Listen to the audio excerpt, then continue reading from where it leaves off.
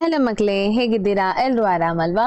ಮೇಧ ಟಿಸ್ಕಾಮ್ our YouTube ಚಾನಲ್ಗೆ ನಿಮ್ಮೆಲ್ಲರಿಗೆ ಸ್ವಾಗತ. ಇವತ್ತಿನ ತರಗತಿಯಲ್ಲಿ ನಾವು ಭಾಗ 2 ಗಣಿತದ ಅಧ್ಯಾಯ 2 ದಶಮಾಂಶಗಳು ಮತ್ತು ಭಿನ್ನರಾಶಿ ಅನ್ನೋ ಪಾಠವನ್ನ ನಾವು ನಿನ್ನೆಷ್ಟೇ ನಾವು ಕಲ್ತಿದ್ವಿ. ಸೊ ಈ ಪಾಠದಲ್ಲಿ ನಾವು ಭಿನ್ನರಾಶಿ ಎಂದರೇನು, ಭಿನ್ನರಾಶಿಗಳನ್ನ ಕೂಡಿಸುವುದು ಹೇಗೆ, ಹಾಗೆ ಕಳೆಯುವುದು ಹೇಗೆ, ಗುಣಿಸುವುದು ಹೇಗೆ, ಮತ್ತೆ ಕೊನೆಗೆ ನಾವು ಭಾಗಾಕಾರ ಮತ್ತು ವೃತ್ಕ್ರಮ ಕಂಡುಹಿಡಿಯುವುದನ್ನ ನೋಡಿದ್ದೇವೆ. ಆದ್ರೆ ಇಲ್ಲಿ ಇದು ಅಲ್ಲಿಗೆ ಮುಗಿಲಿಲ್ಲ. ಯಾಕೆ ಹೇಳಿದ್ರೆ ಇದು ಇನ್ನಷ್ಟು ಇದೆ, ಇದ್ರ ಕಂಟಿನ್ಯೂಷನ್ ಪಾರ್ಟ್ ಇತ್ತು. ಅಂದ್ರೆ ಕೆಲವೊಂದು ಪ್ರಶ್ನೆಗಳು ನಿಮ್ಗೆ ಕನ್ಫ್ಯೂಷನ್ ಇರ್ಬಹುದು ನಿಮ್ಮ ಟೆಕ್ಸ್ಟ್ ಬುಕ್ ಅಲ್ಲಿ. ಆ ರೀತಿಯ ಪ್ರಶ್ನೋತ್ತರಗಳನ್ನ ನಾವು ಸ್ವಲ್ಪ ಬಗೆಹರಿಸೋಣ, ಮತ್ತೆ ಮುಂದಕ್ಕೆ ಹೋಗೋಣ. ಓಕೆ, ಇವತ್ತು ನಾವು ಭಾಗಾಕಾರದಲ್ಲೇ ಇದ್ದೇವೆ. ಅಂದ್ರೆ ಭಾಗಾಕಾರ ಹೇಗೆ ಮಾಡುದು ಅಂತ ಹೇಳಿ ನಿಮ್ಗೆ ಅರ್ಥ ಆಗಿದೆ ಅಂತ ಹೇಳಿ ಭಾವಿಸ್ತೇನೆ. ಈಗ ನಾವು ಭಾಗಾಕಾರದ ಅಂದ್ರೆ ಕೆಲವೊಂದು ಪ್ರಶ್ನೆಗಳನ್ನ ನಾವು ಮಾಡೋಣ. ಓಕೆ, ಈಗ ನೋಡಿ, ಒಂದು ಪ್ರಶ್ನೆ ಹಾಕ್ತೇನೆ. ಭಾಗಿಸಿರಿ. ಈಗ ಹೀಗೆ ಕೊಟ್ರೆ ನೀವು ಹೇಗೆ ಭಾಗಿಸ್ತೀರಿ? ಉದಾಹರಣೆಗಳನ್ನ ಕೆಲವು ಕೊಡ್ತೇನೆ ನೋಡಿ. ಉದಾಹರಣೆ 1, 14/5/6. ಇದನ್ನ ನಾವು ಹೇಗೆ ಭಾಗಿಸುವುದು? ಮೊದಲಿಗೆ 14ರ ಭಿನ್ನರಾಶಿ ರೂಪವನ್ನ ಬರಿಬೇಕು. 14ರ ಭಿನ್ನರಾಶಿ ರೂಪವನ್ನ ಬರಿಬೇಕು. ಹೇಗೆ ಬರೆಯುವುದು? 14/1 ಅಂದ್ರೆ 1ನೇ 14. ಈಗ ಭಾಗಾಕಾರ ಹೋಗಿ ಏನಾಗ್ತದೆ? ಗುಣಾಕಾರ ಆಗ್ತದೆ. ಹಾಗೆಯೇ ಇದು 2ನೇ ಸಂಖ್ಯೆ ಏನು ಭಾಜಕ ಇದೆ, ಅದರ ವೃತ್ಕ್ರಮವನ್ನ ಬರಿಬೇಕು. 6ನೇ 5 ಏನಾಗ್ತದೆ? 5ನೇ 6 ಆಗ್ತದೆ. ಆಯ್ತಾ? 5ನೇ 6 ಆಗ್ತದೆ. ಇದು ಗೊತ್ತಾಯ್ತು ಅಲ್ವಾ ನಿಮ್ಗೆ ಹೇಗೆ ಮಾಡುದು ಅಂತ ಹೇಳಿ? ಮೊದಲ ಸಂಖ್ಯೆಯನ್ನ ಏನ್ ಮಾಡ್ಬೇಕು? ಮೊದಲ ಸಂಖ್ಯೆಯನ್ನ ಭಿನ್ನರಾಶಿ ರೂಪದಲ್ಲಿ ಬರಿಬೇಕು. ಅನಂತರ ಅದರ ವೃತ್ಕ್ರಮವನ್ನ, ಒಂದು 2ನೇ ಸಂಖ್ಯೆಯ ವೃತ್ಕ್ರಮವನ್ನ ಮಾಡ್ಬೇಕು. ಈಗ ನಾವು ಏನ್ ಮಾಡುದು? ಅಂಶದಿಂದ ಅಂಶಕ್ಕೆ, ಛೇದದಿಂದ ಛೇದಕ್ಕೆ ಗುಣಿಸುವುದು. 14 ಆರ್ಲಿ ಎಷ್ಟು ಬರ್ತದೆ? 14 ಆರ್ಲಿ 84 ಭಾಗಿಸು 1/5 5. ಇದು ಉತ್ತರ ಆಗ್ತದೆ. ಅರ್ಥ ಆಯ್ತಲ್ವಾ? ಇದು ನಿಮ್ಗೆ ಉತ್ತರ ಅರ್ಥ ಆಗಿದೆ ಅಂತ ಹೇಳಿ ಭಾವಿಸ್ತೇನೆ. ಹಾಗೆ ಒಂದು ಬೇಕಾದ್ರೆ ಉದಾಹರಣೆ 2 ಮಾಡ್ತೇನೆ ನೋಡಿ. ಉದಾಹರಣೆ 2, 5/3/7/4. ಇದನ್ನ ಹೇಗೆ ಮಾಡ್ಬೇಕು? 5ಅನ್ನ ನಾವು ಹೇಗೆ ಬರಿಬೇಕು? ಪೂರ್ಣ ಸಂಖ್ಯೆಯನ್ನ ಭಿನ್ನರಾಶಿ ರೂಪದಲ್ಲಿ ಬರಿಬೇಕು. ಅನಂತರ ಇದನ್ನ ಭಾಗಿಸುವಂತಲೇ ಹಾಕ್ತೇನೆ. ಇದನ್ನ ಮುಟ್ಟುದಿಲ್ಲ. ಯಾಕೆ ಹೇಳಿದ್ರೆ ಇಲ್ಲಿ ಮಿಶ್ರ ಭಿನ್ನರಾಶಿ ಇದೆ ನೋಡಿ. 3 7ನೇ 4 ಅಂತ ಇದೆ ಅಲ್ಲ, ಅದನ್ನ ವಿಷಮ ಭಿನ್ನರಾಶಿಯಾಗಿ ಪರಿವರ್ತನೆ ಮಾಡ್ಬೇಕು. 7 3 12 ಅಲ್ವಾ? ಸಾರಿ 21. 7 3 21 ಪ್ಲಸ್ 4 ಭಾಗಿಸು ಛೇದ ಅಲ್ವಾ?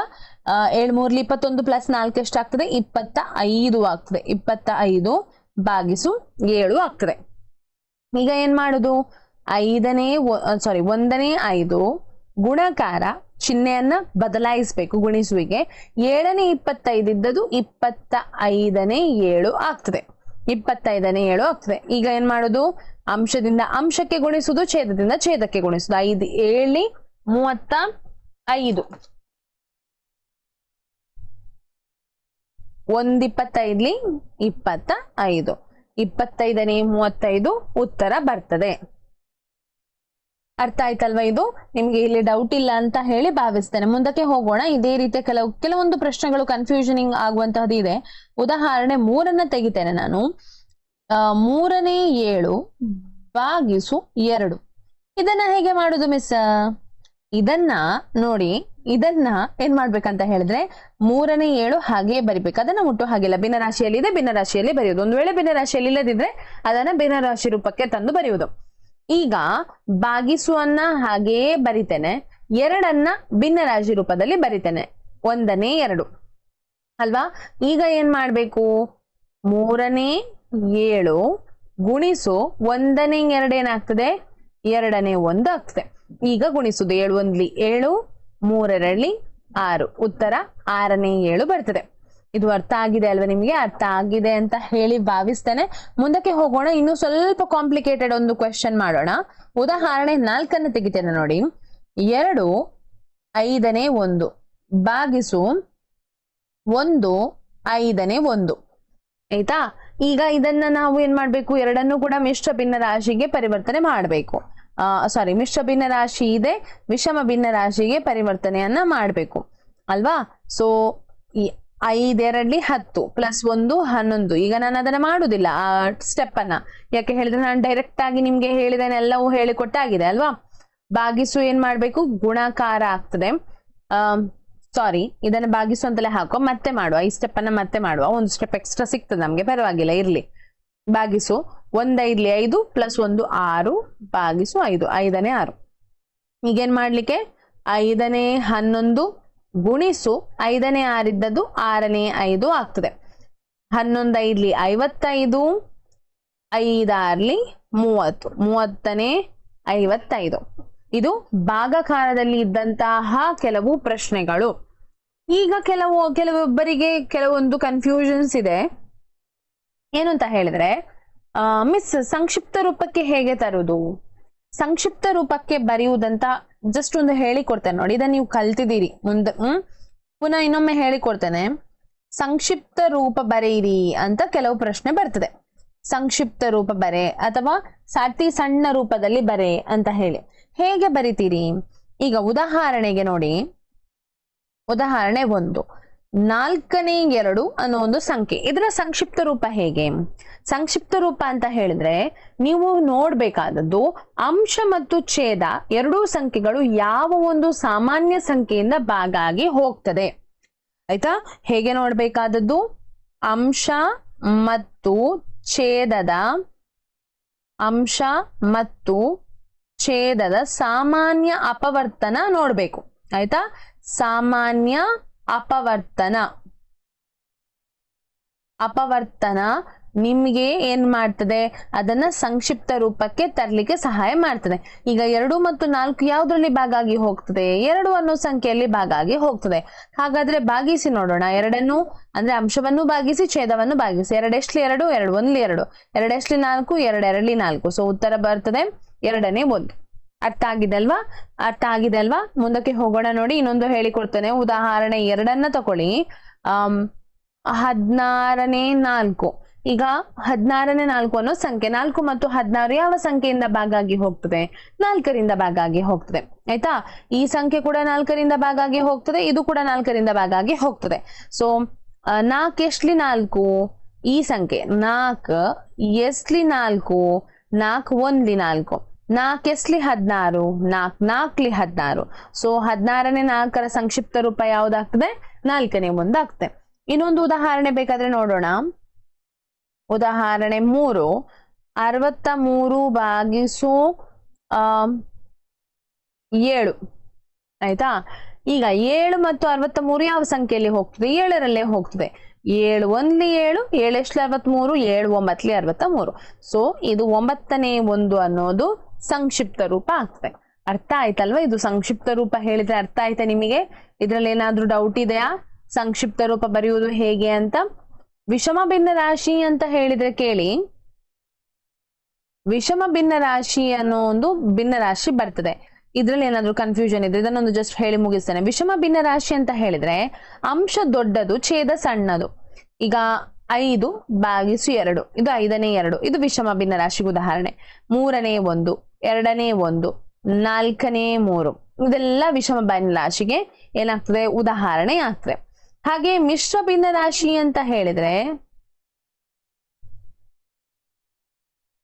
ಮಿಶ್ರ ಭಿನ್ನ ರಾಶಿ ಅಂತ ಹೇಳಿದ್ರೆ ಒಂದು ಪೂರ್ಣ ಸಂಖ್ಯೆ ಅದರೊಟ್ಟಿಗೆ ಒಂದು ವಿಷಮ ಭಿನ್ನ ರಾಶಿ ಇದ್ದಾಗ ಇದು ಮಿಶ್ರ ಭಿನ್ನ ರಾಶಿ ಆಗ್ತದೆ. 2 2ನೇ 1, 3 3ನೇ 1, ಅಥವಾ 5 2ನೇ 1, ಇಂಥದ್ದೆಲ್ಲವೂ ಏನಾಗ್ತದೆ? ಮಿಶ್ರ ಭಿನ್ನ ರಾಶಿಗೆ ಉದಾಹರಣೆ ಆಗ್ತದೆ. ಇಲ್ಲಿಗೆ ಭಿನ್ನ ರಾಶಿ ಸಂಪೂರ್ಣವಾಗಿ ಮುಗಿತದೆ. ಇದಕ್ಕಿಂತ ಹೆಚ್ಚಿಗೆ ಯಾವ ಡೌಟ್ ಇಲ್ಲ ಅಂತ ಹೇಳಿ ಭಾವಿಸ್ತೇನೆ. ನಿಮಗೆ ವ್ಯುತ್ಕ್ರಮ ಕಂಡುಹಿಡಿಯುವುದು ಹೇಗಂತ ಗೊತ್ತಾಯ್ತು, ಭಾಗಿಸುವುದು ಹೇಗಂತ ಗೊತ್ತಾಯ್ತು, ಹೆಚ್ಚಿನ ಎಲ್ಲವನ್ನ ನಾನು ಪೂರ್ಣ ಮಾಡಿದ್ದೇನೆ. ಮುಂದಕ್ಕೆ ಹೋಗೋಣ. ದಶಮಾಂಶಗಳು ಇದೆ. ದಶಮಾಂಶಗಳು. ಈಗ ದಶಮಾಂಶಗಳನ್ನ ಹೇಗೆ ಗುಣಾಕಾರ ಮತ್ತು ಭಾಗಾಕಾರ ಮಾಡೋದು ಅದರ ಬಗ್ಗೆ ಕಲಿಯೋಣ. ಈಗ ದಶಮಾಂಶ ಅಂತ ಹೇಳಿದ್ರೆ ಒಂದು ಪೂರ್ಣವಲ್ಲದ ಸಂಖ್ಯೆಯನ್ನ ದಶಮಾಂಶ ಸಂಖ್ಯೆಗಳು ಅಂತ ಹೇಳ್ತೇವೆ. ಆಯ್ತಾ? ಉದಾಹರಣೆಗೆ ದಶಮಾಂಶ ಸಂಖ್ಯೆಗಳಿಗೆ ಉದಾಹರಣೆ ಅಂತ ಹೇಳುದಾದ್ರೆ 0.5, 2.25, 4.703 ಇದೆಲ್ಲವೂ ದಶಮಾಂಶಕ್ಕೆ ಉದಾಹರಣೆ ಆಗಿದೆ. ಅದರ ನಡುವಲ್ಲಿ ಒಂದು ದಶಮಾಂಶ ಬಿಂದು ಇರ್ತದೆ. ಇದನ್ನ ಏನಂತ ಹೇಳ್ತೇವೆ? ದಶಮಾಂಶ ಬಿಂದು ಅಂತ ಹೇಳ್ತೇವೆ. ಇದರ ನಂತರ ನೋಡಿ, ಈಗ ಇದನ್ನ ನಾನು ಒಂದು ಸಂಖ್ಯಾ ಕೋಷ್ಟಕದಲ್ಲಿ ಬರೆಯುವುದಾದ್ರೆ, ಅಂದ್ರೆ ಅವುಗಳ ಸ್ಥಾನಕ್ಕನುಗುಣವಾಗಿ ಬರೆಯುವುದಾದ್ರೆ ಒಂದು ಸಂಖ್ಯೆ ಕೊಡ್ತೇನೆ ನೋಡಿ. ಬೇರೆ ಉದಾಹರಣೆ ಒಂದು ಕೊಡ್ತೇನೆ. ಉದಾಹರಣೆ 2 ಕೊಡ್ತೇನೆ. 204.51. ಇದರಲ್ಲಿ 4 ಅನ್ನೋದು ಬಿಡಿ ಸ್ಥಾನದಲ್ಲಿ ಇದೆ, ಇದು ನಿಮ್ಗೆ ಗೊತ್ತಿದೆ ಅಲ್ವಾ? 0 ಅನ್ನೋದು 10ರ ಸ್ಥಾನದಲ್ಲಿ ಇದೆ. ಹಾಗೆ 2 ಅನ್ನೋದು ಏನಾಗಿದೆ? 100ರ ಸ್ಥಾನದಲ್ಲಿ ಇದೆ. ಹಾಗಾದ್ರೆ ಇದು ಬಿಂದು ಆದ ನಂತರದ ಸಂಖ್ಯೆಗಳು ಯಾವ ಸ್ಥಾನದಲ್ಲಿದೆ? ಈ ಬಿಂದು ಆದ ಮೇಲೆ ಮೊದಲ ಸಂಖ್ಯೆ ನೋಡಿ ಏನಿದೆ, ಇದು 10ನೇ 1ರ ಸ್ಥಾನದಲ್ಲಿದೆ. ಯಾವ ಸ್ಥಾನದಲ್ಲಿದೆ? 10ನೇ 1ರ ಸ್ಥಾನದಲ್ಲಿದೆ. ಹಾಗೆ ಅದರ ನಂತರ ಇನ್ನೊಂದು ಸಂಖ್ಯೆ ಇದ್ರೆ ಇದು 100ನೇ 1ರ ಸ್ಥಾನದಲ್ಲಿದೆ. ಯಾವ ಸ್ಥಾನದಲ್ಲಿದೆ? 100ನೇ 1 ಸ್ಥಾನದಲ್ಲಿದೆ. ಇದನ್ನ ಬಿಡಿಸಿ ಹೇಗೆ ಬರಿಬಹುದು? 204.51 ಬಿಡಿಸಿ ಬರೆಯುವಾಗ ನಾವು ಹೀಗೆ ಬರಿತೇವೆ. 2 × 100 ಪ್ಲಸ್ 0 × 10 ಪ್ಲಸ್ 4 × 1 ಪ್ಲಸ್ 5 10ನೇ 5 ಪ್ಲಸ್ 100ನೇ 1. ಇದನ್ನ ಇನ್ನು ಪೂರ್ಣವಾಗಿ ಬರಬೇಕಾದ್ರೆ 0 0 0 4 ಪ್ಲಸ್ 10ನೇ 5 ಪ್ಲಸ್ 100ನೇ 1. ಇದು ಇದರ ಅಂದ್ರೆ ಬಿಡಿಸಿ ಬರೆಯುವ ರೂಪ, ದಶಮಾಂಶದ ಬಿಡಿಸಿ ಬರೆಯುವ ರೂಪ. ಇನ್ನೊಂದು ಪ್ರಶ್ನೆ ಹೇಳ್ತೇನೆ, ನೀವೀಗ ಅದನ್ನ ಟ್ರೈ ಮಾಡಿ, ನಿಮ್ಮಷ್ಟಕ್ಕೆ ಟ್ರೈ ಮಾಡಿ. ಇದಕ್ಕೆ ನಾನು ಉತ್ತರ ಕೊಡುವುದೇ ಇಲ್ಲ, ನೀವೇ ಮಾಡಿ ನೋಡ್ಬೇಕು. 4 5 2 3 ಬಿಂದು, ಇದು ಬಿಂದು 1 3 1. ಇದನ್ನ ಮಾಡಿ, ನಿಮ್ಮಷ್ಟಕ್ಕೆ ಮಾಡಿ ಆಯ್ತಾ. ದಶಮಾಂಶದಲ್ಲಿ ಇದನ್ನ ಯಾವುದಕ್ಕೆ ಬರಿಬೇಕು ನೀವು? ಸ್ಥಾನ ಬೆಲೆ ಕೋಷ್ಟಕದಲ್ಲಿ ಬರಿಬೇಕು ನೀವು. ಅರ್ಥ ಆಯ್ತಲ್ವಾ? ಈಗ ಗುಣಕಾರ ಮತ್ತು ಭಾಗಾಕಾರ ಹೇಗೆ? ಗುಣಕಾರ ಮತ್ತು ಭಾಗಾಕಾರ ಹೇಗೆ? ದಶಮಾಂಶಗಳ ಗುಣಕಾರ, ದಶಮಾಂಶಗಳ ಗುಣಕಾರವನ್ನ ನಾವು ಹೇಗೆ ಮಾಡ್ತೇವೆ? ಈಗ ಯಾವುದೇ ಒಂದು ಸಂಖ್ಯೆ ಇದ್ದು ಅದನ್ನ ಗುಣಿಸಿ ಅಂತ ಹೇಳಿದಾಗ, ಉದಾಹರಣೆಗೆ ನೋಡಿ, ಉದಾಹರಣೆ 1 0.2 ಗುಣಿಸು 0.3 ಇದ್ದಾಗ ಇದನ್ನ ನಾವು ಮೊದಲಿಗೆ ನಾವು ಏನ್ ಮಾಡ್ಬೇಕಂತ ಹೇಳಿದ್ರೆ ಭಿನ್ನರಾಶಿ ರೂಪದಲ್ಲಿ ಬರೆಯಿರಿ. ಮೊದಲ ಸ್ಟೆಪ್ ಯಾವುದು? ಭಿನ್ನರಾಶಿ ರೂಪದಲ್ಲಿ ಭಿನ್ನರಾಶಿ ರೂಪದಲ್ಲಿ ಬರೆ. ನೀವು ಇದನ್ನ ಮೊದಲಿಗೆ ಮಾಡ್ಬೇಕು, ಇದನ್ನ ಭಿನ್ನರಾಶಿ ರೂಪದಲ್ಲಿ ಬರಿಬೇಕು. ದಶಮಾಂಶವನ್ನ ಭಿನ್ನರಾಶಿ ರೂಪದಲ್ಲಿ ಬರಿಬೇಕು. ಹೇಗೆ ಬರೆಯುವುದು ಇದನ್ನ? 10ನೇ 2 ಮತ್ತೆ ಗುಣಿಸು ಇರುವ ಕಾರಣ ಗುಣಿಸು ಚಿಹ್ನೆ, ಗುಣಿಸು 10ನೇ 3. ಈಗ ಗುಣಿಸಿ ಉತ್ತರ ಸುಲಭವಾಗಿ ಸಿಗ್ತದೆ. 2 3 6 ಭಾಗಿಸು 10. ಇದನ್ನ ನಾನು ದಶಮಾಂಶ ರೂಪದಲ್ಲಿ ಹೇಗೆ ಬರಿಬಹುದು? 0.6 ಅಂತ ಹೇಳಿ ಬರಿಬಹುದು. ಇದು ಗುಣಾಕಾರ. ಅರ್ಥ ಆಯ್ತಲ್ವಾ? ಇದು ಏನಾಗಿದೆ?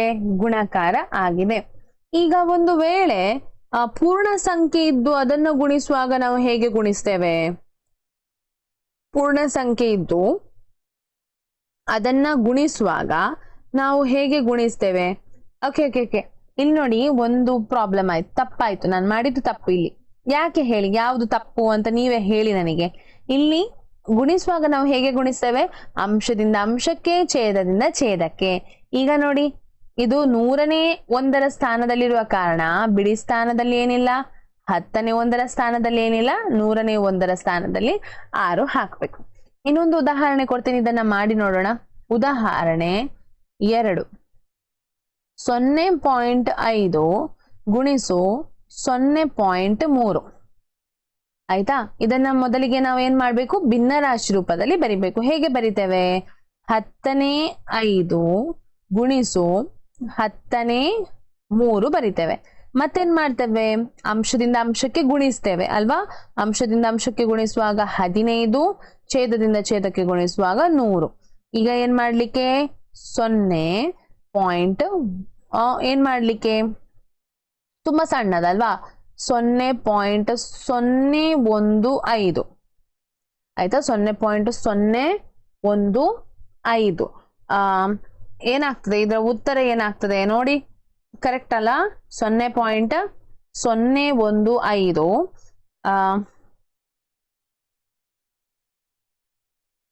ಇದು ಉತ್ತರ ಆಗ್ತದೆ. ಓಕೆ, ನೆಕ್ಸ್ಟ್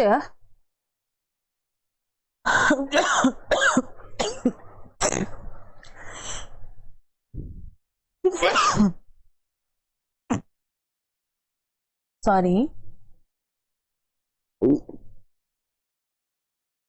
ಇನ್ನೊಂದು ಉದಾಹರಣೆ ಕೊಡ್ತೇನೆ. ಉದಾಹರಣೆ 3 ಮಾಡಿ. 0.2 ಗುಣಿಸು 0.9 ಇದನ್ನ ಹೇಗೆ ಬರಿತೇವೆ, 10ನೇ 2 ಗುಣಿಸು 10ನೇ 9.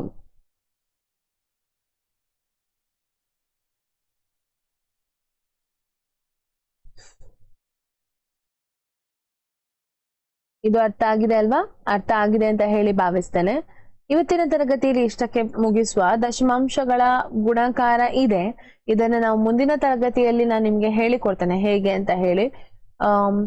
ಇವಿಷ್ಟು ಅರ್ಥ ಆಗಿದ್ರೆ ವಿಡಿಯೋನ ಲೈಕ್ ಮಾಡಿ, ಶೇರ್ ಮಾಡಿ, ಹಾಗೆ ನಮ್ಮ ಚಾನೆಲ್ ಅನ್ನ ಸಬ್ಸ್ಕ್ರೈಬ್ ಮಾಡಿ. ಮತ್ತೆ ಯಾರಿಗೆ ಇದರ ಅಗತ್ಯತೆ ತುಂಬಾ ಉಂಟು ಅವರಿಗೆ ಇದನ್ನ ಶೇರ್ ಮಾಡಿ ಅಂತ ಹೇಳ್ತಾ ಎಲ್ಲರಿಗೂ ಧನ್ಯವಾದಗಳು.